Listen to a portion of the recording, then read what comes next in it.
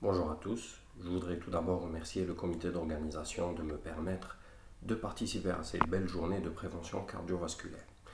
Je vous parlerai pour ma part de la prévention et de la lutte contre les facteurs de risque cardiovasculaire ainsi que de la promotion de l'activité physique. Je vous dirai en introduction que les maladies cardiovasculaires sont la première cause de décès dans le monde. Notre pays n'échappe pas à cette réalité avec près de 14 000 décès annuels rattachés aux maladies cardiovasculaires et essentiellement à la coronaropathie. Cette coronaropathie est liée à l'athérosclérose qui reconnaît un certain nombre de facteurs de risque cardiovasculaires. Nombreuses sont les études qui se sont intéressées à l'identification des facteurs de risque cardiovasculaires. On citera à titre d'exemple l'étude Interheart qui a identifié 6 facteurs de risque, à savoir la dyslipidémie, le tabac, l'hypertension artérielle, le diabète, l'obésité abdominale et le stress psychosocial.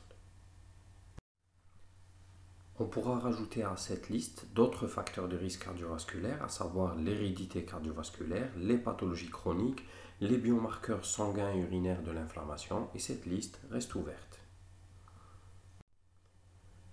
Une fois qu'on a identifié les facteurs de risque cardiovasculaire, on va définir ensemble ce qu'est la notion de prévention cardiovasculaire. Cette notion identifie 3 niveaux, la prévention primaire, primo-secondaire et secondaire. Concernant la prévention primaire, la population cible sont les patients indemnes de maladies cardiovasculaires. L'objectif de cette prévention primaire étant de prévenir la survenue de ces événements, à savoir un angor, un infarctus du myocarde, un accident vasculaire cérébral, une artériopathie oblitérante des membres inférieurs ou une mort subite d'origine cardiovasculaire. Comment on va faire ça? En prenant en charge les différents facteurs de risque cardiovasculaire que va présenter notre patient. On identifie ensuite la prévention secondaire. Donc la population cible sont les patients ayant fait un événement cardiovasculaire parmi les 5 qu'on a cités sur la diapositive précédente. L'objectif étant d'éviter la récidive de cet accident cardiovasculaire, de réduire la morbimortalité cardiovasculaire, de dépister les autres localisations de l'athérosclérose. Et comment se faire? Grâce à une prise en charge vigoureuse des facteurs de risque cardiovasculaire, mais aussi de la maladie survenue chez le patient. On verra que les seuils et objectifs des différents facteurs de risque cardiovasculaire seront plus stricts dans cette situation. Et on termine enfin par la notion de prévention primo-secondaire qui découle de l'évolution de l'imagerie médicale.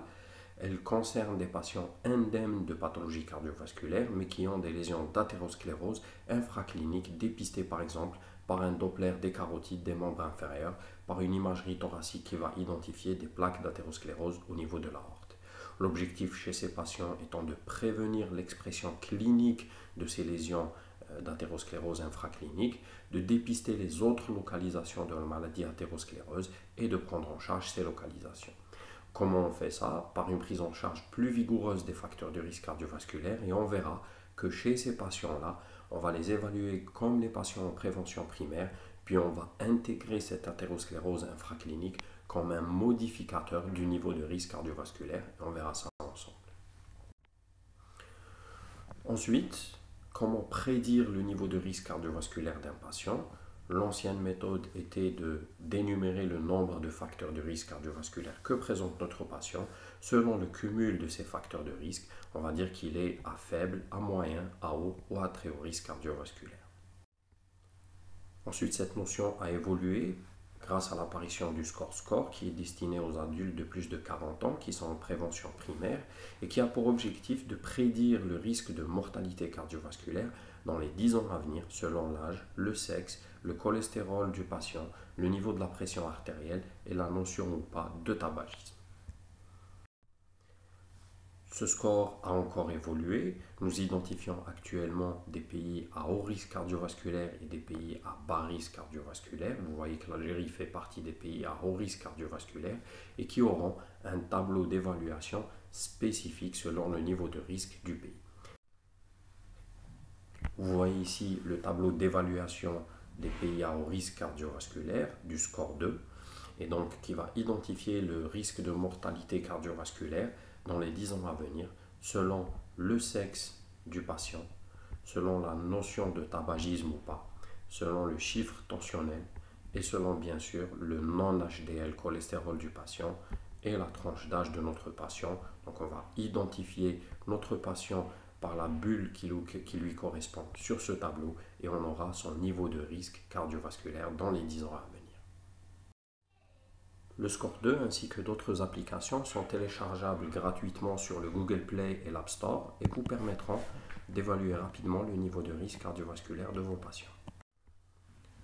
Une fois le niveau de risque de votre patient connu grâce à ce Score 2, et si votre patient présente de l'athérosclérose infraclinique, vous allez lui demander de monter d'une marche d'escalier sur le fameux escalier du risque cardiovasculaire. Ça sous-entend, si grâce au Score 2, il est évalué à bas risque cardiovasculaire et qu'il a de l'athérosclérose infraclinique, il deviendra à risque modéré. S'il était à risque modéré, il deviendra à haut risque. S'il était à haut risque, il deviendra à très haut risque cardiovasculaire. Et vous allez voir que selon le niveau de risque de notre patient, le moment de l'intervention médicamenteuse ainsi que l'objectif de l'intervention médicamenteuse sur les différents facteurs de risque cardiovasculaire va être différente. Nous commençons maintenant par la prise en charge de l'hypertension artérielle.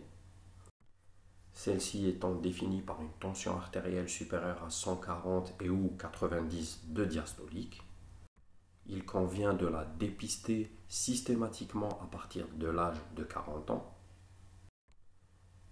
Cette recherche de la tension artérielle se fera par la mesure au cabinet qui répond à un certain nombre de conditions. Le patient doit être assis dans une position confortable et silencieux. On utilisera un appareil électronique validé, vous avez le site de validation. Alternativement à l'appareil électronique, vous pouvez utiliser l'appareil manuel, bien sûr, avec une taille de brassard adaptée au bras de votre patient.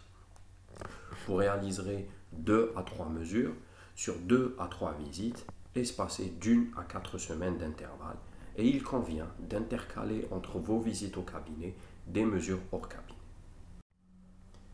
Bien sûr, pour confirmer le diagnostic de l'hypertension artérielle, on peut faire appel aux mesures hors cabinet, à savoir la MAPA et l'automesure, et vous avez les seuils diagnostiques de ces différents outils de mesure.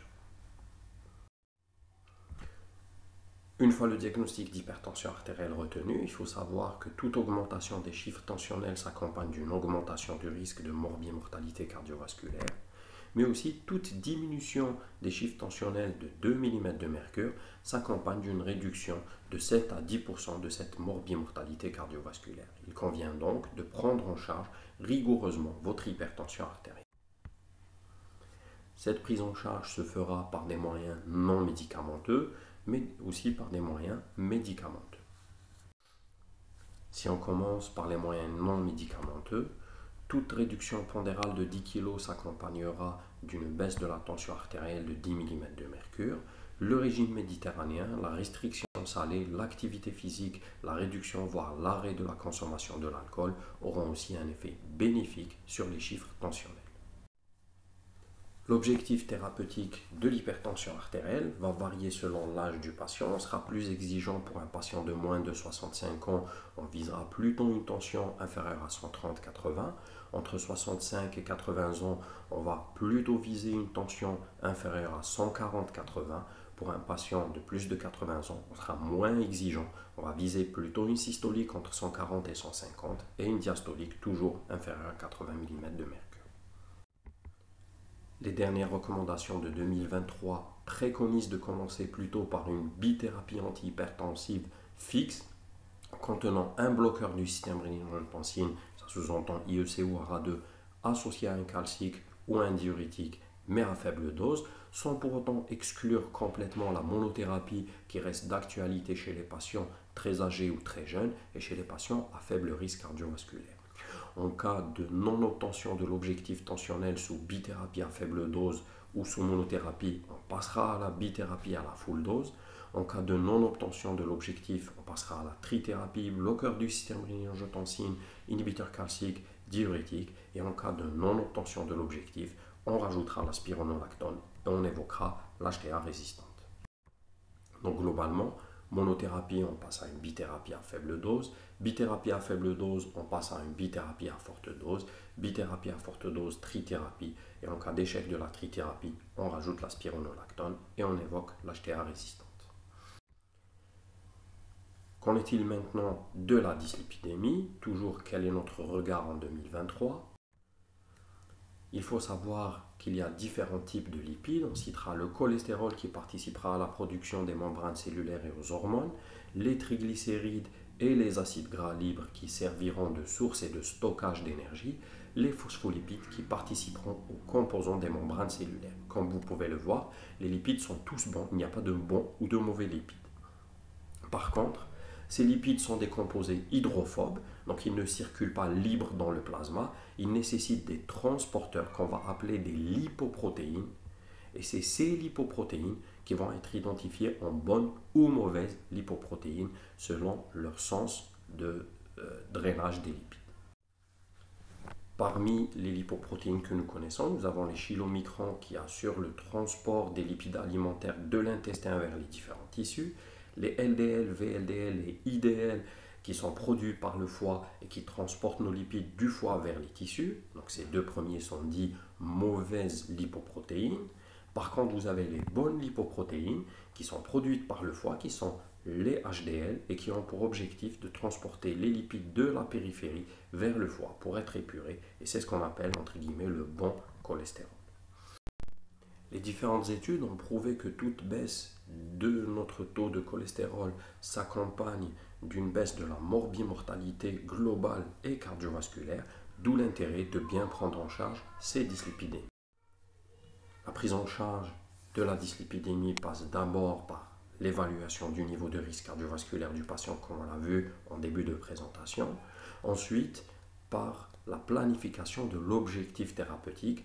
Par exemple, pour le patient en prévention secondaire, l'objectif va être un LDL inférieur à 0,55 g par litre. En prévention primaire et chez un patient à très haut risque cardiovasculaire, l'objectif va être aussi un LDL inférieur à 0,55. En prévention primaire chez le patient dit à haut risque cardiovasculaire, l'objectif va être un LDL inférieur à 0,7. Chez le patient en prévention primaire à risque intermédiaire, LDL inférieur à 1 g par litre. Et en prévention primaire chez le sujet dit à bas risque cardiovasculaire, l'objectif va être un LDL inférieur ou égal à 1,16 g par litre. Quand est-ce qu'on commencera le traitement médicamenteux en cas de dyslipidémie? Bien sûr, en prévention primaire avec un risque cardiovasculaire bas ou moyen, on commence d'abord par les règles hygiéno-diététiques. Si l'objectif LDL n'est pas atteint après 3 mois, on commencera la thérapeutique médicamenteuse. Chez le patient en prévention secondaire ou en cas de risque cardiovasculaire haut ou très haut, on commencera d'emblée les règles hygiéno-diététiques associées au traitement médicamenteux. Ces règles hygiéno-diététiques ne diffèrent guère de celles qu'on a vues dans l'hypertension artérielle, donc ça va être l'arrêt du tabac, de l'alcool, le régime méditerranéen et l'activité physique qu'on va voir en fin de présentation. Si vous êtes face à une hypercholestérolémie isolée, la molécule de choix étant la statine à la dose maximale tolérée. Si la statine n'est pas tolérée ou si l'objectif n'est pas atteint avec la statine seule, on associera les ezetimibe et la troisième étape étant d'associer les inhibiteurs des PCSK9. Lorsque la baisse désirée du cholestérol LDL va être de 20 à 30%, vous choisirez plutôt une statine à faible dose. Lorsque la baisse désirée du LDL est de 30 à 40%, vous mettrez plutôt des statines aux doses moyennes. Et lorsque la baisse du LDL désiré dépasse les 40%, vous mettrez plutôt des statines à forte dose. Bien sûr, un traitement par statine doit être surveillé, non seulement sur le plan efficacité par un bilan lipidique régulier, mais aussi sur le plan innocuité par un bilan hépatique et des enzymes musculaires lorsque le patient présente des douleurs musculaires. En cas d'hypertriglycéridémie mixte ou isolée, on commencera d'abord par des statines si le risque cardiovasculaire est élevé. Et lorsque vous êtes en prévention primaire, que l'objectif LDL est atteint grâce à la statine et que le patient garde un taux de triglycérides supérieur à 2 grammes, il y a une petite place pour l'association des fibrates à la statine pour réduire ce qu'on appelle le risque résiduel. On continue avec les différents autres facteurs de risque cardiovasculaire. Donc le sevrage tabagique, le tabac provoque l'athérosclérose et la thrombose, il provoque la dysfonction endothéliale, il affecte la fonction plaquettaire et la fibrinolyse, il provoque de l'inflammation. L'ensemble de ces effets sont réversibles à l'arrêt du tabac. Donc il faut promouvoir le sevrage tabagique, conseiller le patient, donner des traitements substitutifs lorsque cela est nécessaire, bien sûr conseiller la cigarette électronique comme une phase de transition vers un arrêt définitif. La cigarette électronique est accompagnée elle aussi par un risque cardiovasculaire. On insiste aussi, dans le cadre de la prévention des maladies cardiovasculaires, sur la perte de poids.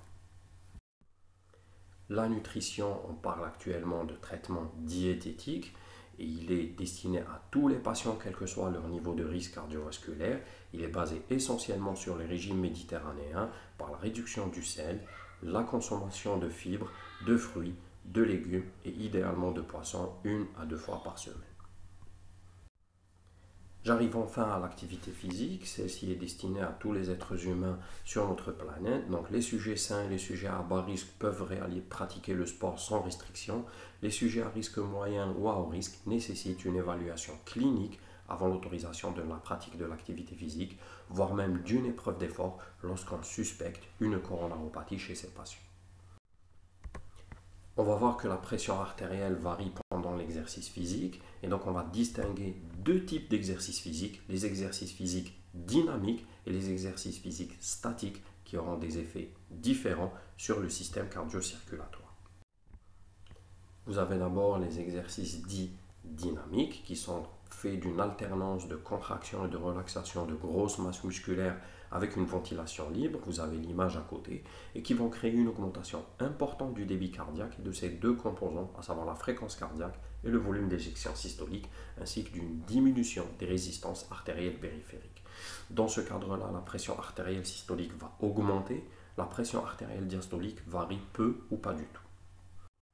On opposera à ces exercices les exercices statiques, qui sont faits d'une contraction d'un muscle sans changement de sa longueur, contre une charge avec blocage ventilatoire associé. Ils vont s'accompagner d'une augmentation du débit cardiaque qui est modérée avec des résistances artérielles périphériques qui ne diminuent pas. Ceci va donner une augmentation beaucoup plus marquée de la pression artérielle systolique et de la pression artérielle diastolique.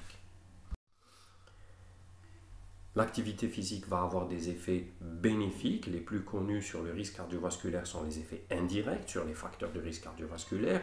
Donc l'activité physique va permettre de contrôler l'HTA, de contrôler le diabète, de réduire la dyslipidémie, de faire arrêter le tabagisme au patient.